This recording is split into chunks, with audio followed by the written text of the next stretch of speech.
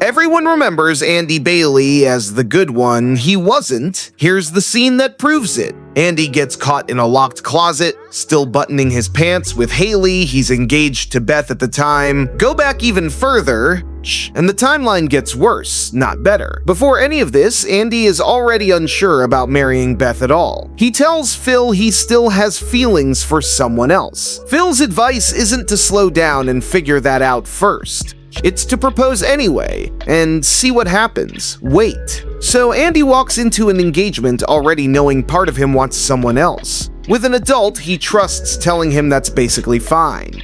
That's not a man blindsided by feelings later. That's a man who had a warning sign before the ring even left the box and got waved through it. Phil finds them, and instead of being furious, Phil gives Andy a pep talk.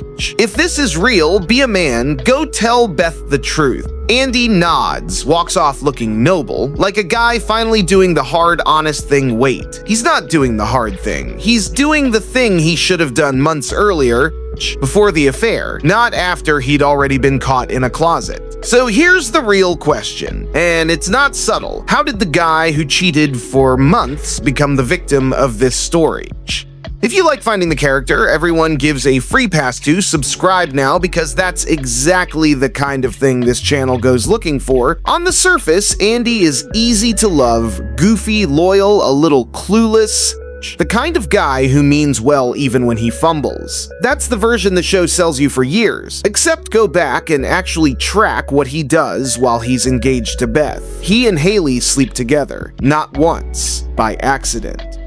It becomes an ongoing thing, repeated, hidden, happening behind Beth's back for weeks. Wait, that's not a guy caught off guard by feelings he didn't expect. That's a guy running two relationships at the same time and choosing every single day not to end either one. And Phil's not just a bystander in this either. He's the one who notices early and repeatedly that Andy has feelings for Haley. He talks about it like a fun secret to protect, not a warning sign to raise weight. The one adult paying close enough attention to actually stop this before it became an affair spends his energy rooting for it instead. That's not obliviousness.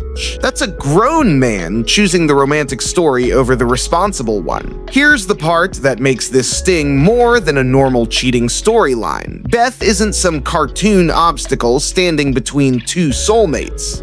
She's engaged to Andy, planning a wedding, completely unaware that her fiancé is sneaking around behind her back. The show mostly treats her as an inconvenience, a minor character in Andy and Haley's love story. Wait, she's not in anyone's love story. She's the person actually getting lied to the whole time by someone everyone in the audience is rooting for. So when Andy finally goes to break things off, expecting to be the one confessing something shameful, Beth beats him to it. She admits she's been cheating too, with two different guys. Instantly, the entire emotional weight of the scene flips. Andy stops looking like a guy who betrayed his fiancée. He starts looking like a guy who dodged a bullet. Wait, notice what just happened there. Andy's affair didn't get resolved, it got upstaged. Maybe that's fair though.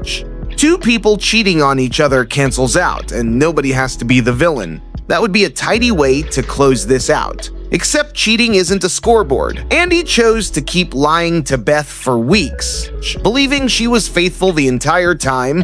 Whatever Beth was doing on her own end doesn't erase what Andy did on his. It just happened to arrive at the perfect moment to erase it for him, in front of an audience already primed to like him more than her. Watch how differently the show treats other cheating storylines. And the double standard gets even clearer. When other characters lie or betray someone, the show usually makes them sit in it for a while. Awkward dinners, disappointed looks, an actual reckoning. Andy gets a hug from Phil, some encouragement, and a clean path to the girl he wanted the whole time. Wait.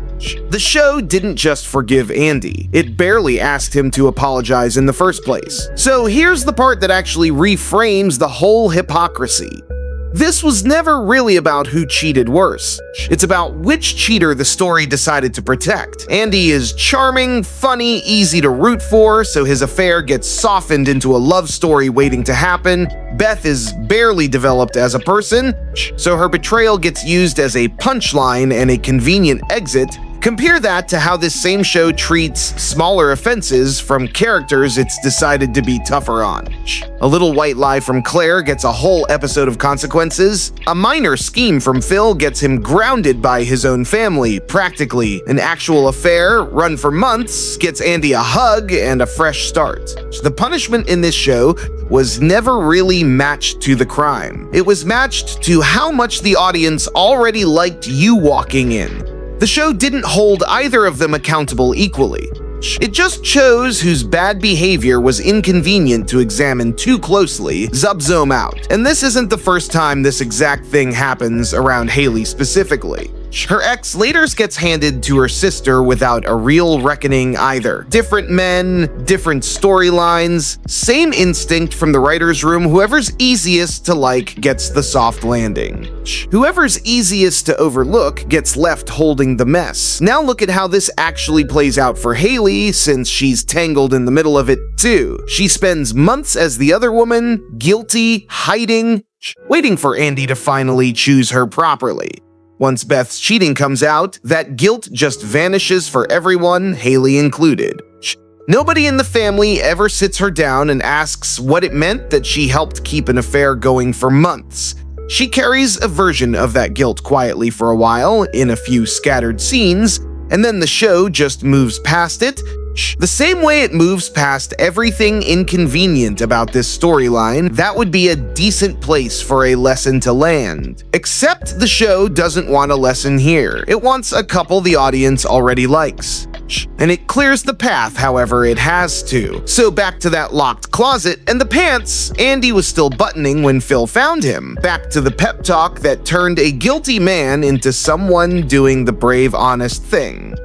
The worst part about Andy was never one moment of cheating. People make messy choices, and messy choices alone don't make someone the villain of a show.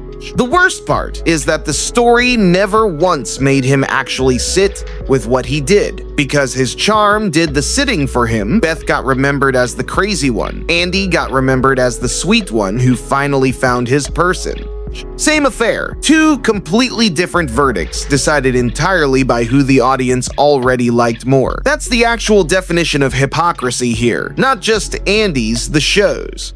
It built a whole moral hierarchy out of charm instead of behavior, and never once admitted that's what it was doing. Think about how easy it would have been to fix. One scene of Andy actually apologizing to Beth on screen, without a joke cutting the tension. The show had 11 years and never found room for it. I'd love to know if you think Andy ever really earned that ending. And if you like finding the character everyone gives a free pass to, subscribe, because there's more waiting here.